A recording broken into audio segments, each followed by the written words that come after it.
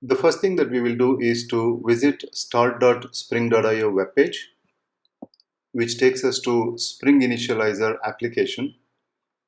Here we can configure our project, such as do we want to use Maven project or a Gradle project.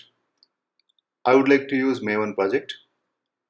You can code Spring Boot using Java, Kotlin or Groovy. I would choose Java. And the Spring Boot version itself, which is 2.1.7.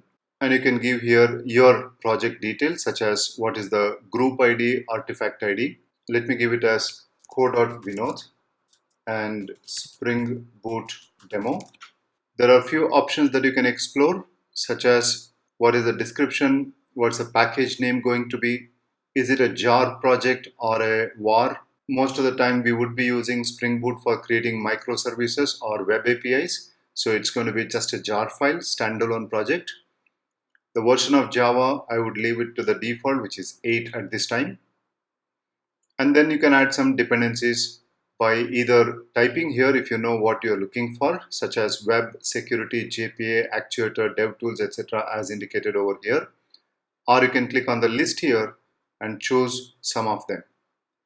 For this project, I will only add one single dependency, and as and when we need, we will add more. So I'm going to just type web and select the Spring Web Starter, add this to our list. Now you can download the entire zip file consisting of the Maven project, or I can explore individual files and choose whatever that I want. So I choose to go with this explore the project option. That will show me the pom.xml and any other related files. I simply have to click the copy button that copies the content of pom.xml to our clipboard, and then I'll go to Eclipse. I have already opened Eclipse in a brand new workspace. As you can see, there is nothing over here. I will simply create a new Maven project. Click on this check mark that says create a simple project. Next, I'll give the group ID as co.vinod, artifact ID as Spring Boot-demo. I'll leave the version as 0.0.1 snapshot and packaging as jar. Click finish to come out of this. Here is the project that got created, which doesn't have anything except a pom.xml. I open the pom.xml, replace that with the one that we copied from Spring Initializer. As soon as I save it, Eclipse will start downloading all the jars from the dependency list. This may take a while in case if you're doing this for the first time. In my case, it has already done because I have worked on this kind of examples earlier. So all the Maven dependencies have come to my project right now. But you may see that there are a couple of errors over here that says Maven configuration problem. Number one, it says unknown, so we can ignore this. The second one says project configuration is not up to date with pom.xml, and select Maven update project from the project context menu or use quick fix. All we have to do is to right click the project, go to Maven, update project. I'll say OK, and the errors are gone. Let's close this. Create a new Java class that acts as a starting point for our application. So I'm going to right click on this src main Java, new class. I'll give the package as co.vinod, and the name of the class happens to be application. You can give any name you want. I just wanted to give application. The application is simply going to have one main function, and I'm going to say here Spring application dot run, and then I supply the application dot class itself. One last thing I have to do is to say that this is a Spring Boot project by adding an annotation @ Spring Boot application. Save this, and now I can run the code. When I run this program, Spring will run an internal Tomcat server and blocks the port 8080. In my case, however, 8080 has been used by Jenkins. As you can see here, it has been used by Jenkins. So I have two options, either stop Jenkins at 8080 and allow this Spring application to run on 8080, or I can ask Spring to use a different port number. Now this can be done by adding a properties file to our resources section. So I'm going to add here a file by going to new other general file, and let's name this as application.properties. Now these properties can be configured either using application.properties or application.yml or application.yaml file. For this demo, I will stick with application.properties. And all I have to do is to say server.port equals to a port of my choice. Let's give it as 7777. I save this, close this application.properties, right click on this file, run as Java application.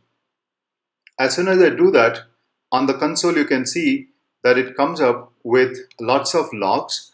That includes logs from Tomcat saying that Tomcat started at port number 777, started application in 5.903 seconds. And as you can see that the application is still running, it has not quit, it's not terminated. I can forcefully terminate that over here. But if I want, I can go to a browser and access this localhost :7777 and then press enter, and we get some white label error. But of course, this is an output coming from our project. Now let's add some greeting message over here instead of this error page. So let's go back to our code and write a function here called public string say hello, which returns a hello world message. But if I want this particular function to respond to this browser request, we have to add two annotations here. Number one, we have to say that this is the RESTful controller by typing @REST controller. And then we have to add a mapping to this particular function saying that whenever the user makes a GET request for localhost 777, we want to actually respond from here. So that can be done by typing @get mapping. Save this. Now note that the previously run program has to be stopped if I want to run this again. So I have stopped it. I right click on this program, run as Java application. A similar output comes just like the previous one. And now I can come back to the browser and refresh the same, and we should see here hello world message came up. Now if I want to change the message, I can change this, but then again I have to click the stop button and then run the program again. Now since we want to develop web services quickly, this can be a hurdle. So what we can do now is I can stop this for a minute and then add a dependency from Spring Initializer called as DevTools. So all I have to do is to add the DevTools as dependencies, get the new pom.xml, and then replace the current pom.xml with the new content. Save it, and you will see that Eclipse is downloading the newer version and it's updated. Now I can actually run this project once.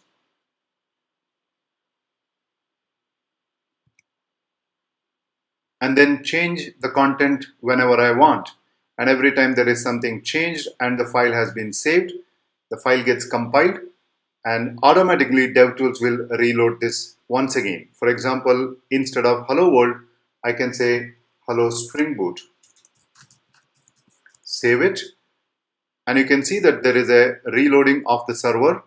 I go back to the browser, refresh this once again, and you will see that it says hello Spring Boot again.